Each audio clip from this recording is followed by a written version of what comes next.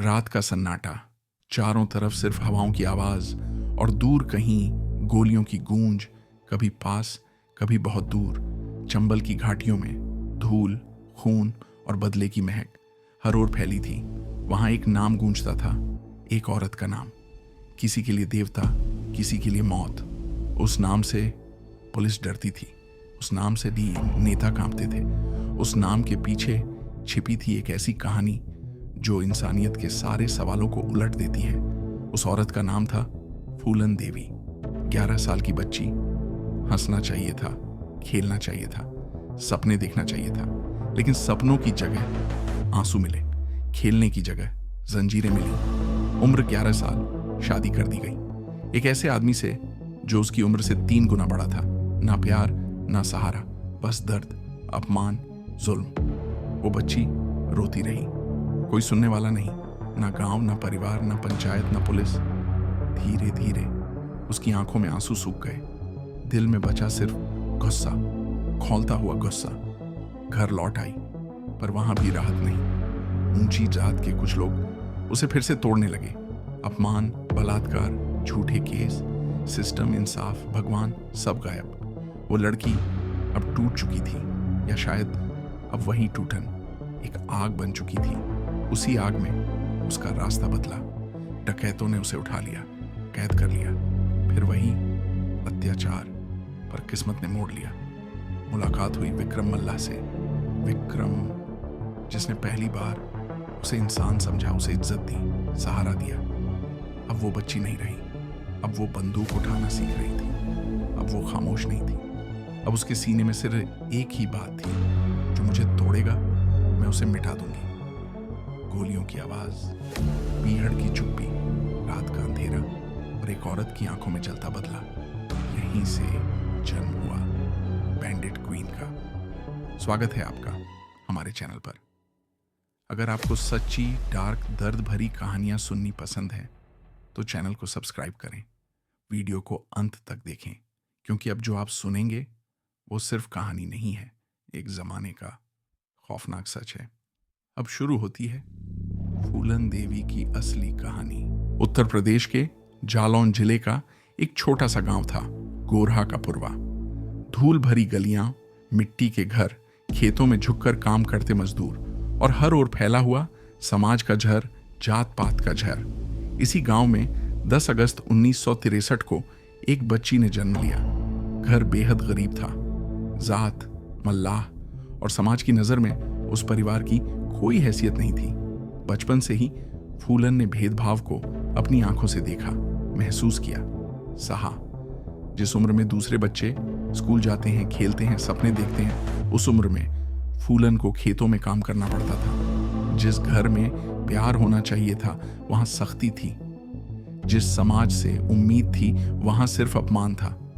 फूलन सीधी नहीं थी, वो सवाल पूछती थी, ऊंची आवाज में बोलती थी, नाइंसाफी देखती तो चुप नहीं रहती थी। गांव के बड़े बूढ़े अक्सर कहा करते, ये लड़की ज्यादा बोलती है, एक दिन मुसीबत बनेगी। और सच यही था। फूलन का गुस्सा, उसकी निडरता, उसकी जिद, इन्हीं ने उसकी जिंदगी को हमेशा के लिए बदल दिया। 11 साल की उम्र में परिवार ने तय कर दिया कि अब उसकी शादी कर देनी चाहिए।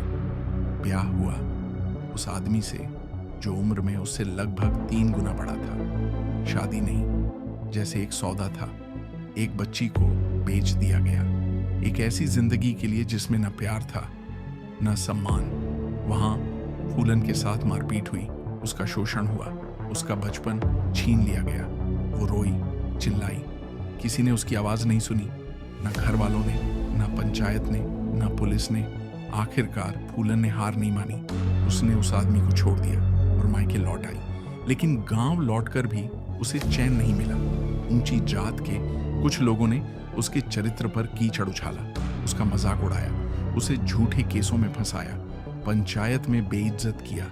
समाज ने जैसे कसम खा ली थी उसे तोड़ना ही है, पर फूलन टूटी नहीं। उसके भीतर कुछ बदल रहा था। दर्द धीरे धीरे आग में बदल रहा था। जुल्म के नीचे दबा हुआ दिल अब पत्थर बनता जा रहा था। एक तरफ परिवार का धोखा, दूसरी तरफ समाज का अपमान, तीसरी तरफ कानून की चुप्पी। सब मिलकर एक मासूम लड़की को उस रास्ते पर धकेल रहे थे जिससे वापसी असंभव थी और किस्मत का पहिया घूम चुका था। अब फूलन देवी का सफर शुरू होने वाला था, मासूमियत से बगावत तक, एक औरत से डकैत तक, एक पीड़ित से बैंडिट क्वीन तक। साल 1974। गांव के भीतर पंचायत की राजनीति और जमीन के झगड़े खतरनाक मोड़ पर पहुंच चुके थे। फूलन को जमीन के एक हिस्से को लेकर अपने ही चाचा से विवाद था। गांव के ठाकुरों ने ऊंची जात के दबाव में फूलन को झूठे इल्जाम में फंसाया। पुलिस आई, उस मासूम लड़की को बिना जांच पड़ताल के पकड़कर थाने ले गई। थाने में इज्जत नहीं बची, सवाल नहीं पूछे गए, जुल्म किए गए, मारपीट, गालियां और रातों की खामोशी में इंसानियत शर्मिंदा हुई। फूलन टूटी नहीं, वो गुस्से से कांप उठी। उसके भीतर बदले की आग अब लपट बन चुकी थी। थोड़े ही समय में उसकी जिंदगी ने ऐसा मोड़ लिया जिसकी कल्पना उसने खुद भी नहीं की थी। डकैतों का एक गिरोह गांव के आसपास सक्रिय था। बेईमान पुलिस, दबंग ठाकुर और टूट चुके गरीब। यही वो माहौल था जिसमें बंदूकें न्याय से ज्यादा ताकतवर थीं। इसी गिरोह ने फूलन को उठा लिया, पहले अपहरण, फिर बंधक बनाकर जुल्म। कुछ ने उसका अपमान किया, कुछ ने उसे जान से मार देने की धमकी दी। लेकिन उसी गिरोह में एक आदमी था, विक्रम मल्ला। उसने फूलन को बचाया। उसने कहा, ये लड़की अब हमारी इज्जत है, इसे हाथ लगाया तो गोली मार दूंगा। विक्रम ने फूलन को उस नर्क से निकाला जिसमें उसके अपने उसे धकेल चुके थे। धीरे धीरे फूलन और विक्रम एक दूसरे के करीब आए। दोनों का दर्द, दोनों की जात, दोनों की लड़ाई एक ही थी, दबंग ठाकुरों से बदला और इस सड़े हुए सिस्टम को खून के रंग में जवाब देना। विक्रम और फूलन अब गिरोह के अगुवा थे। गांव गांव में उनका नाम फैलने लगा। लोग डरने लगे, ठाकुर कांपने लगे, पुलिस परेशान हो गई। पर फूलन का बदला अभी पूरा नहीं हुआ था, क्योंकि उसने सब कुछ खोया था, अपनी इज्जत, अपना बचपन, अपना घर, अपना विश्वास। और जिसने उसकी जिंदगी तबाह की थी वो लोग अभी जिंदा थे। विक्रम ने कहा, जिसने तेरा अपमान किया हम उसे सजा देंगे, पर सजा ऐसी होनी चाहिए जिसे ये समाज हमेशा याद रखे।